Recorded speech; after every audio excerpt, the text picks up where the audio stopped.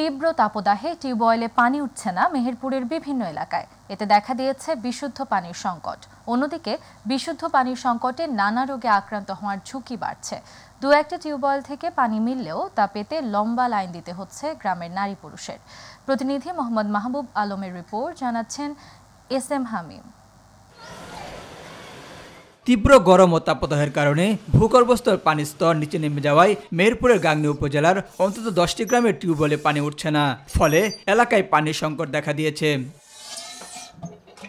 পুকুর ও জলাশয় শুকিয়ে যাওয়ায় উপজেলা বিভিন্ন গ্রামে বিশুদ্ধ পানির জন্য হাহাকার শুরু হয়েছে। খাবার পানি ও গৃহস্থলী কাজের জন্য রয়েছে পানির তীব্র সংকট। পানি তুলতে কষ্ট আছে, পানি ওঠে না, দুপুরে তো পানি পাওয়া যায় না। 1.5 মাস থেকে 2টা টিউবওয়েল একটা টিউবওয়েলে পানি নেই। পানির জালে আমরা ছুটে বেড়াচ্ছি। পানি টেনে নিয়ে আসে এই বয়সে খুব কষ্ট। ডায়রিয়ার প্রাদুর্ভাব বা এ ধরনের কোনো রোগ দেখা দেয়, তবে আমরা সেটা মেনটেন করতে পারবো না। দ্রুতভাবে যেন আমাদের পানির সমস্যাটা সমাধান করেন। পরিবেশবিদদের দাবি, বিভিন্ন সময়ে নানা অজুহাতে শতবর্ষী গাছগুলো নিধন করায় এই পরিস্থিতি সৃষ্টি হয়েছে।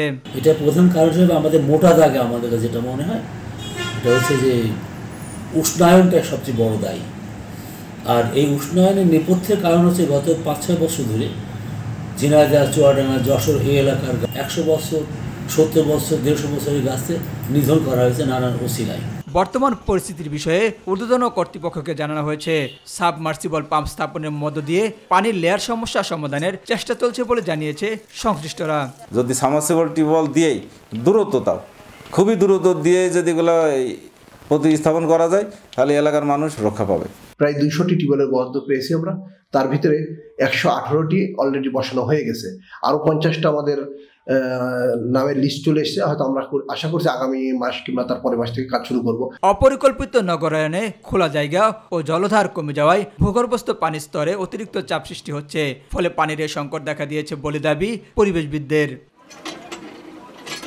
এস.এম. হামিম, মাই টিভি।